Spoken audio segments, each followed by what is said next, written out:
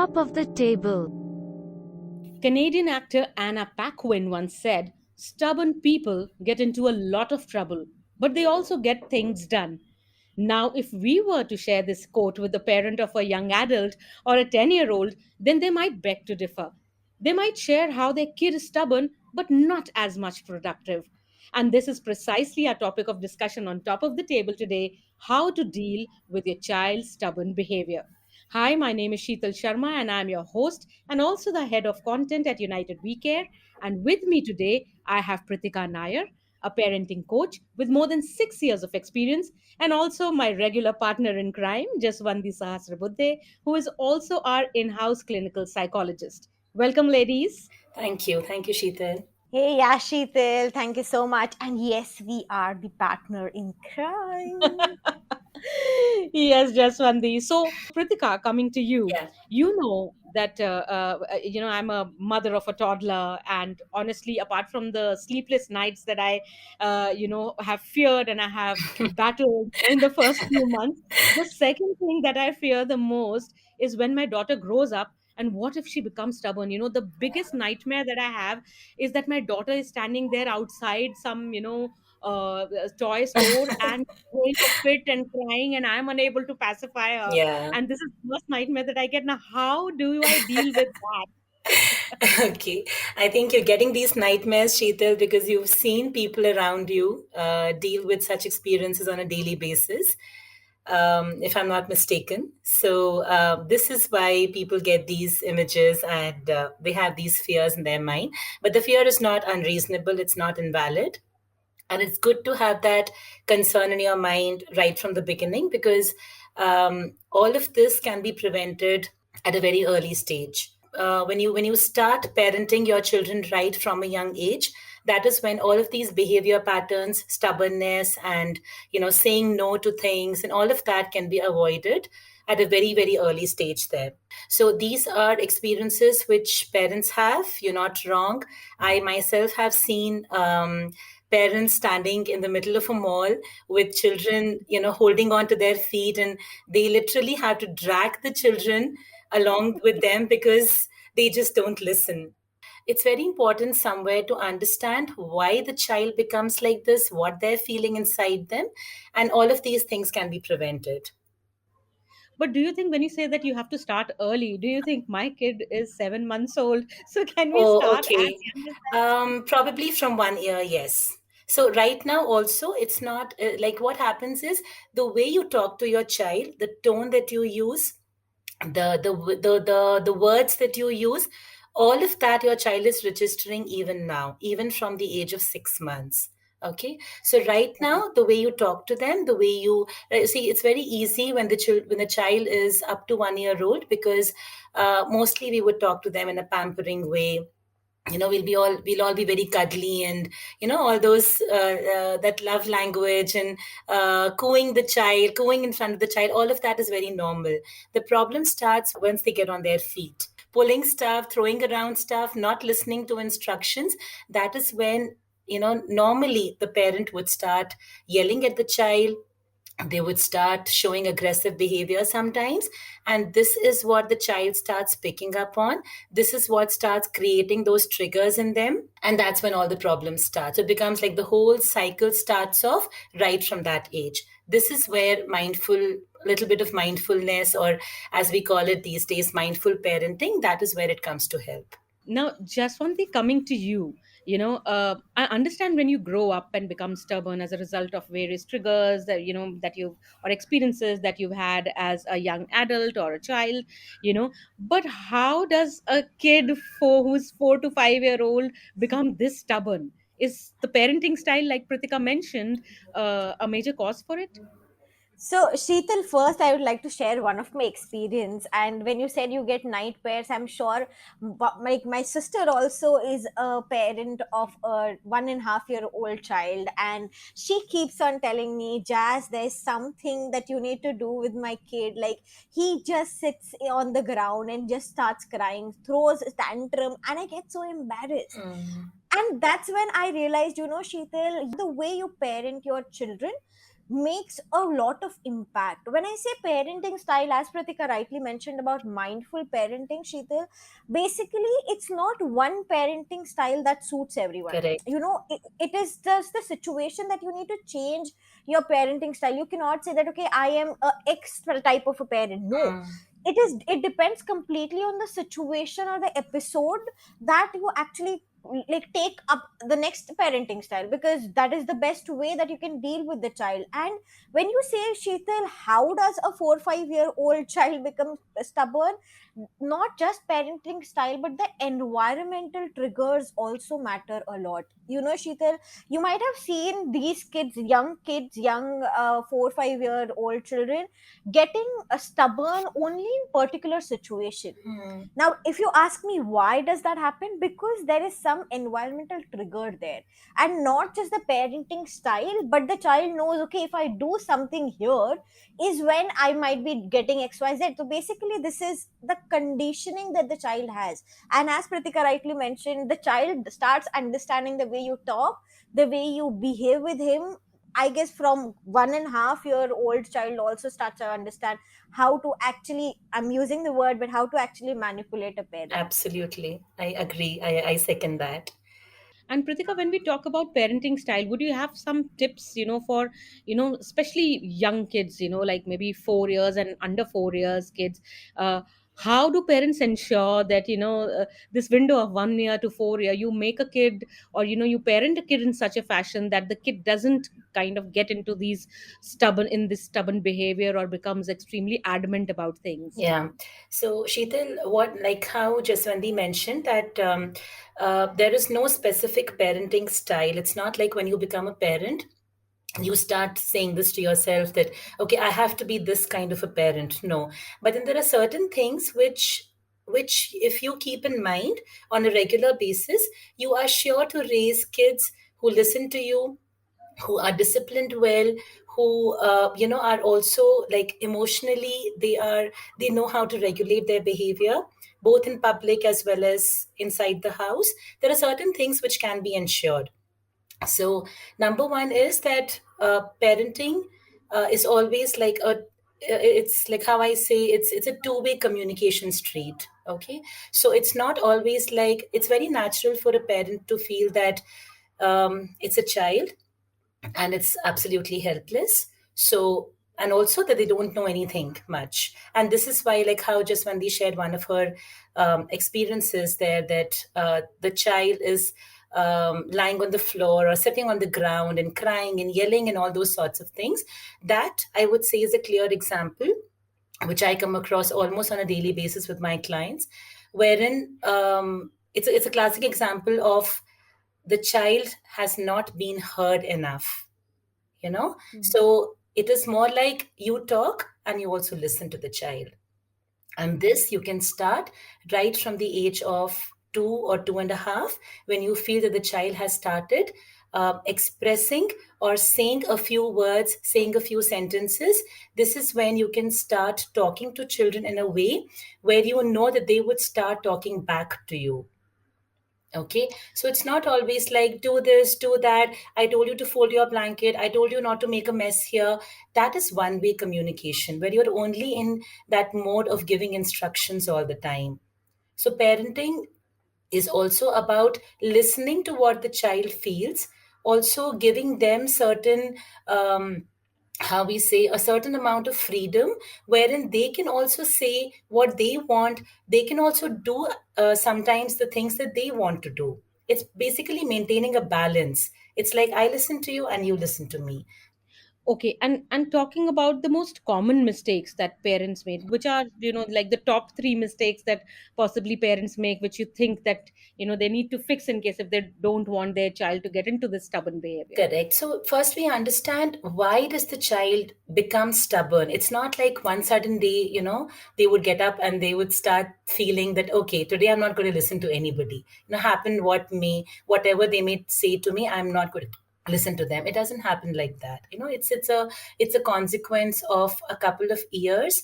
And I basically get complaints about children who are mostly at the age of 8 to 10 year olds, where they would start showing aggressive stubbornness, like, whatever may happen, I will not budge. But even as you mentioned, right from the age of 4 to 5 years, also, these signs are clearly seen. And that you can imagine that a child who is 4 year old has not been listened to enough for the last 3 or 4 years of his or her life, that they have arrived at that stage where they feel that, okay, so what basically is happening, Sheetal, stubbornness is nothing but like how we say body immunity. You can say this is the child's mind becoming immune to the behavior patterns that he's observing at home. So if he's Oh. never listened to, if he doesn't, like how we say the child does not have a voice in the house, okay, or Mhm. we say that the child is that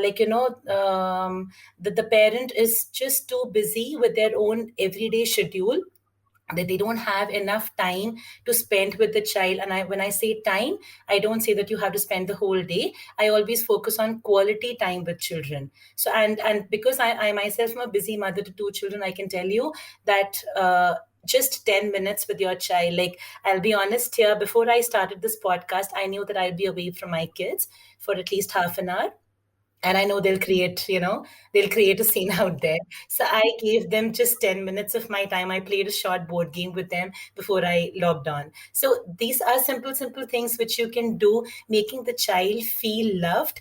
It's not because, after a stage, it's not just always about pampering them. It's not always about taking care of their physical needs. It's also about taking care of their emotional needs. And when you start paying more attention to how the child is feeling, whether the child is feeling bored, whether they're feeling, and all this destructive behavior or all the negative traits that you see in children are mostly a result of these simple emotions like boredom. Both the parents are working, they're always busy on the laptop or on the phone. That is when you start observing these traits in children. So, when you talk about common parenting mistakes, one I mentioned that when parents don't listen enough to their kids, when they don't pay attention to what the child is trying to say to you, and every child is not always articulate enough, that is another issue. So, until the stage where the child is when the child knows how to express their feelings in words, that is when you need to pay more attention to how they're feeling inside them. That is what can help. Okay. Number two is when parents are just too busy with their own daily schedules, that they don't have enough quality time to spend with the child. And that quality time can just be 10 minutes, 15 minutes, depending on how much time you have. It could just be a break between, like, two meetings or two calls. But if you can spend, and as the child grows older, I translate that quality time in way of talking to them more. Like, how was your day? What have you been doing? What have you been playing? You leave the kids at your parents' house for a meeting or a call, and you make sure to ask them, okay, so what did you do there? How did you enjoy? Things, very, very simple things like this get children talking more. So half your parenting problems are put to rest when the child starts talking more to you. So I have parents telling me that, how can a 2 year old communicate with me? I say, why not? The more you communicate with them, the more they get the idea that, okay, I am free to talk to my mother about anything and everything. I think, Pratika, these days we are so distracted with the number of things that are happening in our own life Hmm. that we actually do not do mindful parenting, Yes, and we have the mobile phone, we have the social media network, we have calls, we have the house help, right.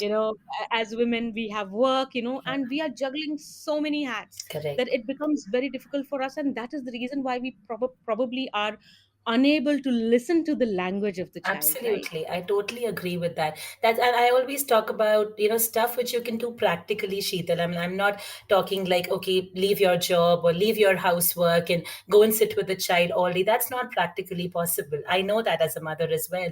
That's why I'm saying that, all that is needed is just whenever you're with the child, keep your phone away. That is where mindfulness comes in. It's not like I had a mother recently come and tell me that I finished a meeting and I promised my child I would play with her the next 10 minutes, but then I suddenly got a call from my mother, and I was and the child started reacting, and the child started hitting the mother, and she would say that you promised me you'll play this game with me, and now you're on the phone again. And take a cue from that. That's what I tell parents: please take a cue from what your child is saying to you.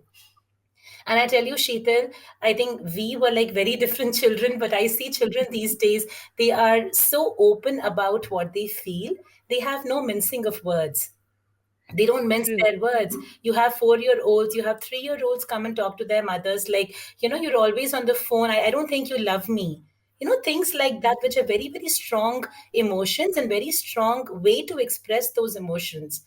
But I say, please take a cue from that.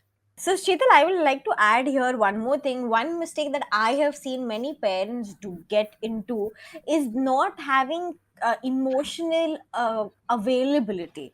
So, what Prithika said, I just wanted to add on that the parents need to be emotionally available as Correct, well. yeah. Because when we speak from when we look at the developmental chart, and when the child moves from, say, 10-year-old to a 14-year-old, when he actually becomes a teen, we need to understand that emotional availability is the biggest essence of parenting, rather than whichever style of parenting you're using. So one mistake, Sheetal, that I would like to add from my end would be that emotional availability is something that parents lack at times. Yeah. Absolutely, Jaswandi. And in fact, I think Kritika has been pointing towards that Yeah, I know. point. Yeah, Jaswandi has correctly summed it up by using those two words. Emotional availability is what is needed. Absolutely. And just one thing to talk about it, we have in the past spoken about and touched upon the subject of childhood trauma. And honestly, emotional unavailability of a parent also adds up to that trauma and leads to a lot of behavioral issues going forward, right? So true, Sheetal. And I always keep talking about trauma and negative or uncomfortable experiences, Sheetal. All of this comes from the experiences, the behavior that the child sees in a parent. And at time, even we might say that, okay, what is it? It's such a small behavior, and what are you calling it as trauma? However, that experience or that behavior of a parent might leave a traumatic experience for a child, and knowing this and then taking a parenting style up is very much important, Sheetal, is what I feel. So, just one thing from my own experience, and if I talk about the people that I've seen around me, when they had a parent who was emotionally unavailable, let's say that it was a boy who had the mother who was emotionally unavailable, there is a high possibility of that boy growing up into his teens and falling for even the least amount of emotional attachment or emotional, availability when that person gets from a girl, and possibly falling into this trap of getting into all the sorts of sort of wrong relationships. So, Sheetal, yes, you are right. I had a client who was a teenager, and he had his parents were very busy and very career oriented, and I really loved the mother and father both, because they were at a very nice position. And when he used to come to me, he didn't have any concern per se, Sheetal, but only reason where what he told me why he comes to me is that because he feels the warmth. And that is Mhm. something that really touched me, because a teenager coming and telling me that, okay, I feel the warmth and that's why I want to talk to you, is when the parent actually realized, okay, there's something that we are missing big time. And as you said that, yes, he was going through a lot of breakups, and he was going through a lot of trust issues, he had some self doubt, self esteem concerns. So Sheetal, as you rightly said, one traumatic experience can lead to a lot of behavioral changes later in your life. And that's what, like you said, just Vandi, that the what that boy was missing actually, in your case, and why he was feeling that warmth was one basic need was getting fulfilled, which is being heard.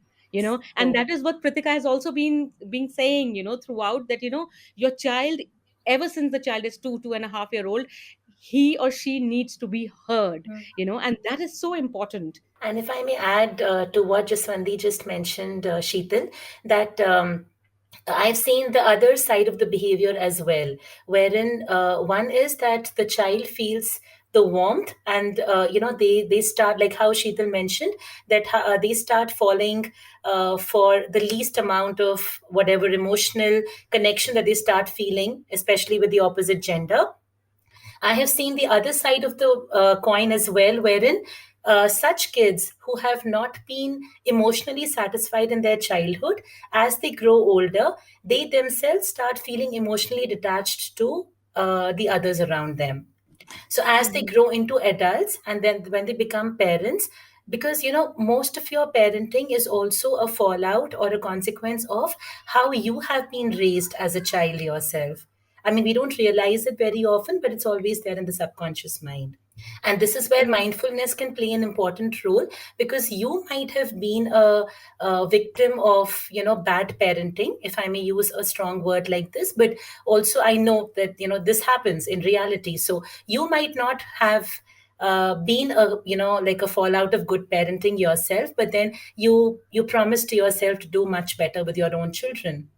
But then, very very unfortunately, there are parents who feel that this is how we were raised. I have moms come and tell me that my father would hit me like all the time, nearly for every little mistake that I would do. And I don't see doing that. I don't see anything wrong in doing that with my child. And I don't know what to say, because it's like a lot of things need to be cleared out right from that parents childhood until the next generation's childhood now, right? So this is where the problem also comes in, that the parent themselves, like these kids, as they grow older, they start becoming emotionally detached. They don't see or feel anything wrong in parenting, or dealing with, not just parenting, but even in dealing with adults around them in the same way. That's because they themselves have not been tended to emotionally well.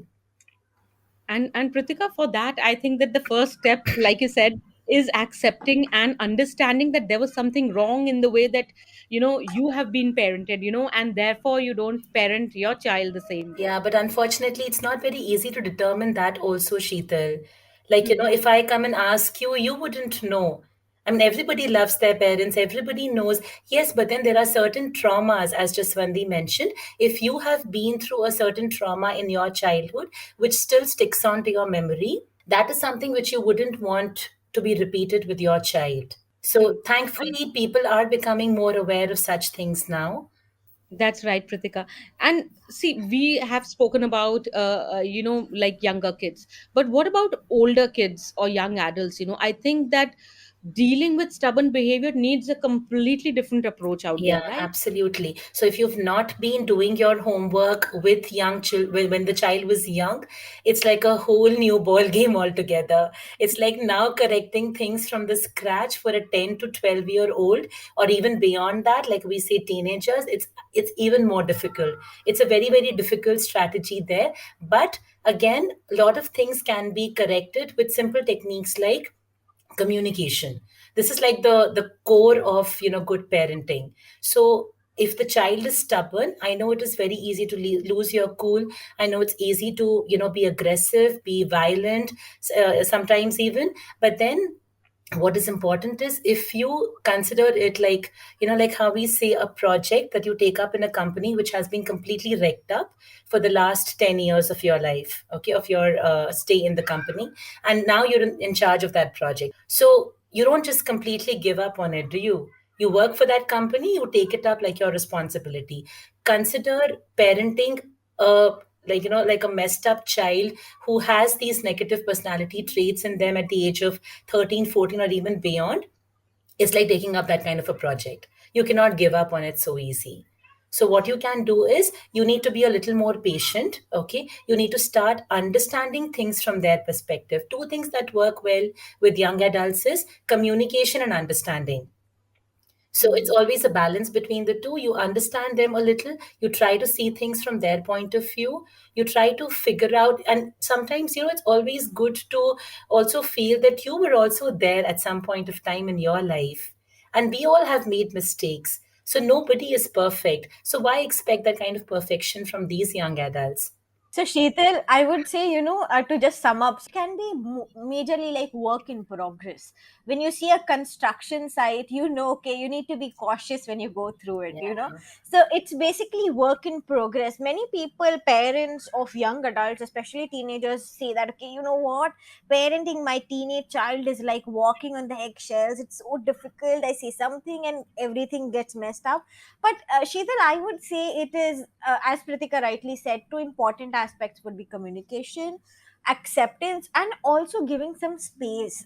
Sheetal, I agree that when we were kids, or we were teenagers, we were never given space, or we were not termed as giving space. But now with this generation, they do need space and freedom in terms of what they want to do, how they want to think. And I feel that is something, if you ask me in the psychological terms, yes, that gives them a good sense of responsibility and also develops a lot of important skills, like for example logical reasoning, abstract reasoning. They tend to develop in teenage.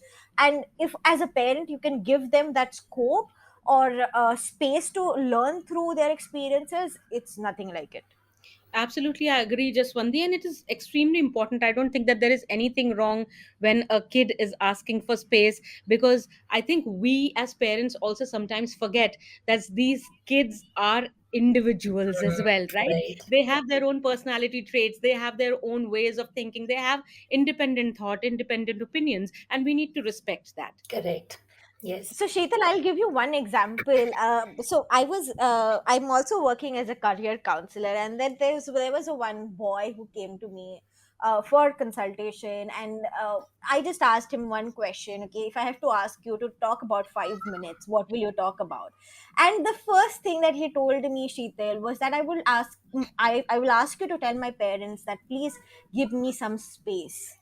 I feel very congested because they're not giving me space. They're not giving me my time to think through what I want to do in my career. And Sheeta, that is something that has that has stayed with me for a long time, because Mm, I feel, yes, as a teenager, the most important aspect is to give space and to give them that authority, that okay, I can do something the way I want to. And that tends to build a good trust among parents and the child, and also the child become more responsible. Absolutely agree, Jaswandi. So, Pritika, to sum up this entire discussion, I would want to like ask you that the big question now is how do we handle a stubborn kid if we have been through that path and we've crossed that age of 2 to 4 year old and we already have a stubborn child there. How do we deal with that? to sum it up, just a few things to remember is when you have a stubborn child in front of you, the first thing you need to remind yourself is this child needs my help. Just saying that to yourself makes a lot of difference because it works on your mind. So it'll prevent you from becoming aggressive. It'll prevent you from reacting to the child. Now when your child needs your help, that is when step 2 comes. So that is when you actually start acting on whatever tools and tips that I can share with you. But unless you have it clear in your mind, when you start accusing the child of the behavior, so you can never correct it. So you need to Hmm. come from a space of, I need to help this child. So a couple of things which we talked about was listening to the child more. When you start having those heart to heart conversations with them, that is when they'll come up with things like, why they behave in this certain way also. Trust me, they talk about it. You sit and ask a child, why did you behave so rudely with me today? I was just asking you not to buy the ice cream because it's cold outside, and I told you when your summer holidays come I'll give you one. Why did you have to create that scene at the mall? And you'll have answers coming in like, you always say no to me for whatever I ask. Children, because they are feeling all of that. Only when you start talking to them, you start posing questions, that's when they come out with answers.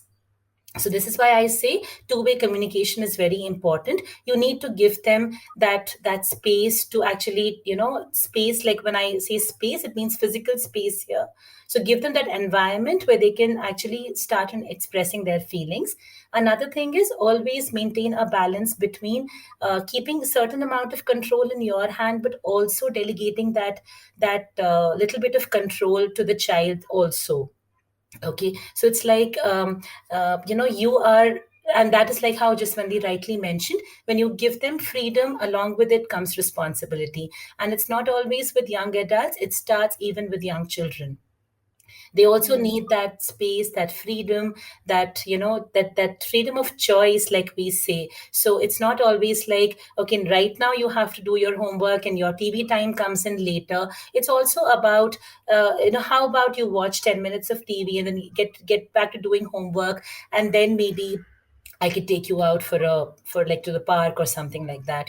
So it's like asking the child what they want to do, because as you said, Sheetal, rightly, they are individuals.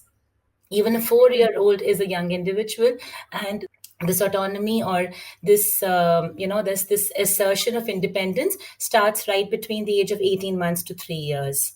That is when the child starts understanding in their own mind that they are independent individuals capable of making their own decisions. And that is why you would see a lot of aggressive behavior, a lot of stubbornness and everything coming in from 3-year-olds, because that is when they are at the peak of that, that feeling that we want some amount of independence, we want to do things our way. So it's not always another, like how we were talking about mistakes. What you did not do is, don't give in to the child always. So you need to understand, like how Jaswandi was sharing, that children exactly know how to manipulate according to the situation.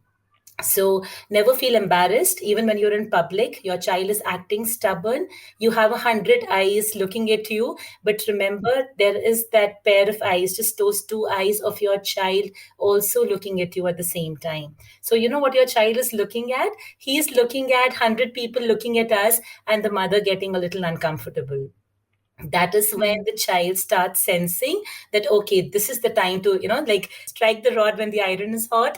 That is when they start sensing those kind of opportunities. Do not give them those opportunities. So what you need to do is, when you're in public, the child is acting stubborn, always change the scenery, take them someplace else, have a 2 minute like direct conversation with the child, explain to them things. Don't act out. The child is already acting out, yelling on top of it, or you creating a scene. What we feel is, by yelling at them they would stop doing it. No, you would notice they would actually yell even more. So what you need to do is, you need to keep your cool. You need to start understanding that, okay, the child is acting out, change the scenery. It usually helps in 90% cases. Take them someplace else where it is less stressful for both of you. Start having a conversation with the child. What is it that you want? So you want this, I'm not giving it to you. Like, if you know it in your mind completely that this is not acceptable, it's not acceptable, and the child would start understanding it more. So it's not always like, just, okay, this is what I said, this is what has to happen. No, it's always a balance between understanding and explaining. So just those very, very simple things, if we can keep in mind, Sheetal, a lot of things can fall into place. True, Pratika. And I think I will have to start meditation or mindfulness exercises, because this is where I'm going to be headed, and I'll need all the patience in the world to kind of balance things out now. Yeah, all you need to do is, okay, meditation is perfect, brilliant. But I think very, very simply, where you can start from is to start taking time out for yourself. Amidst your stressful schedule, you need some time out. So when you take some time out and feel recharged yourself, that is when you're going to be transmitting that same behavior onto your child. So when you're just away, like after a 6 hour meeting, let's say, or a 6 hour busy work schedule, and your child comes and says, come play with me, you would never want to. Trust me, you wouldn't. But when you've taken those 30 minutes out after 6 hours, just to have a hot cup of tea just by yourself, and then your child asks you, and you come back and tell me, yes, I wanted to play with him, because you feel recharged, right? And somehow, Pritika, self care, while as a parent is so downplayed that, you're always, bombarded with these Yeah. suggestions that, oh, now you're out, okay, hold the child, okay, play with the child and everything. But yes, like you rightly said, that there needs to be a balance, and you yourself need to be energized enough to kind of Yeah, attend to the and I child. think you need it more, Sheetal, because you have a 7 month old. So I can totally understand how busy and how stressed out it must be for you, juggling work and a 7 month old toddler. So that's what I can tell you, that yes, please take some time out for yourself. You will notice the changes, in the way you behave with your child when you feel fresh from within. So, Sheetal, I would say yes, self care and self love plays an important role. So, thank you, Sheetal, for inviting us on this podcast. Yeah, thank you so much, Sheetal. It was lovely talking to you both. Thank you, Pritika and Jaswandi. And for our listeners, always remember that your child is a work in progress, like Jaswandi mentioned. You need to strike a healthy balance between giving them space to grow and flourish as individuals, yet hear them out, provide them that emotional warmth. Treat them as individuals, and you'll have an awesome, non fussy child in your life. Thank you so much, Pritika and Jaswandi, for joining us and giving us all your suggestions. And I'm sure these will help our listeners a great deal. Thank you, everyone, for joining us. We will be back with another interesting topic very soon.